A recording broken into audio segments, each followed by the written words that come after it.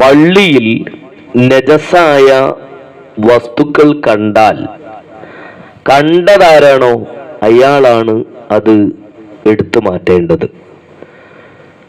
പള്ളി ക്ലീനിങ് ചെയ്യാൻ, വൃത്തിയാക്കാൻ വേണ്ടി എല്ലാ പള്ളിയിലും മുഅദ്ദിൻമാരെ നിയമിച്ചിട്ടുണ്ടാവും. പള്ളി വൃത്തിയാക്കാനാണ് അവരുടെ ഡ്യൂട്ടി.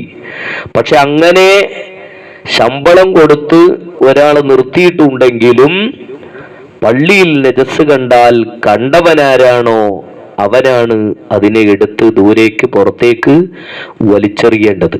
അത് പ്രത്യേകമായി നമ്മളൊക്കെ ശ്രദ്ധിക്കണം. മുഅദ്ദിൻമാരുടെ നേരെ കുതിര കയറുന്ന ആളുകളുണ്ട് ഈ വിഷയത്തിൽ.